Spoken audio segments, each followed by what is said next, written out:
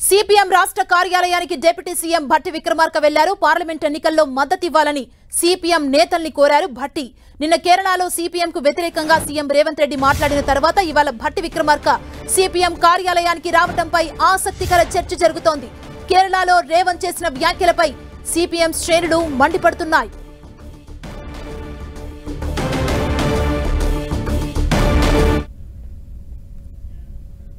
ఇదే అంశానికి సంబంధించి మరింత సమాచారం మా ప్రతినిధి కిరణ్ అందిస్తారు. కిరణ్,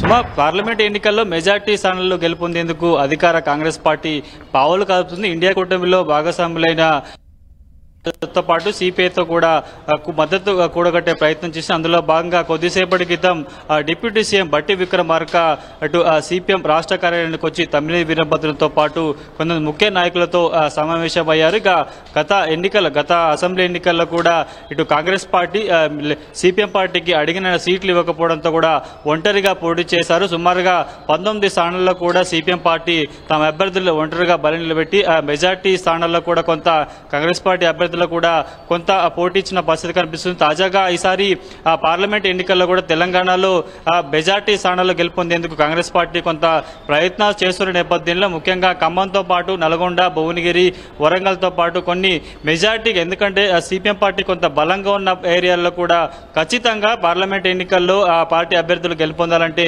సిపిఎం పార్టీకి సంబంధించిన మద్దతు ఉంటుంది. కాబట్టి మద్దతు కూడగట్టేందుకు ప్రస్తుతం మద్దతు కోరేందుకు కూడా ఆ పార్టీ ఆదేశాల మేరకు కూడా డిప్యూటీ సీఎం భట్టి విక్రమార్క రావడం జరిగింది. సుమారుగా 30 నిమిషాల పైగా ఇరువురు చర్చించడం జరిగింది. ఇక ఇప్పటికే ఇటు పార్లమెంట్ ఎన్నికల్లో సిపిఎం పార్టీ భువనగిరి నుంచి పోటీ చేస్తుంది. ఇక మిగతా స్థానాల్లో కూడా కలిసి వచ్చే పార్టీల్లో ముఖ్యంగా కాంగ్రెస్ కి మద్దతు ఇస్తానంటూ కూడా గతంలో ప్రకటించిన నేపథ్యంలో ప్రస్తుతానికైతే భట్టి విక్రమార్క రావడం, తమ్మినేనితో మాట్లాడడం కూడా కొంత చర్చ జరిగింది. తాజాగా ఇటీవల రేవంత్ రెడ్డి కేరళ పర్యటనలో భాగంగా అక్కడ కేరళ పార్టీకి సంబంధించిన శ్రేణుల మీద కొన్ని వ్యాఖ్యలు చేయడం కూడా సిపిఎంలో తెలంగాణ పార్టీ శ్రేణులు కూడా కొంత దాన్ని వ్యతిరేకిస్తున్న పరిస్థితి కనిపిస్తుంది. కానీ ఇందుకు సంబంధించి కొద్దిసేపటికి తమ్మినేని మాట్లాడుతూ కూడా అక్కడ ఆ రకంగా ఇక్కడ సీఎం రేవంత్ రెడ్డి మాట్లాడడం కరెక్ట్ కాదంటూ కూడా చెప్పిన పరిస్థితి కనిపిస్తుంది. కానీ ఇక తెలంగాణలో చాప కింద నీరులా బీజేపీ కూడా విస్తరిస్తుంది. ఇక ఆ పార్టీ కూడా ఈసారి మెజార్టీ స్థానాలు గెలుపొందేందుకు ప్రయత్నం చేసిన నేపథ్యంలో బీజేపీ అభ్యర్థులు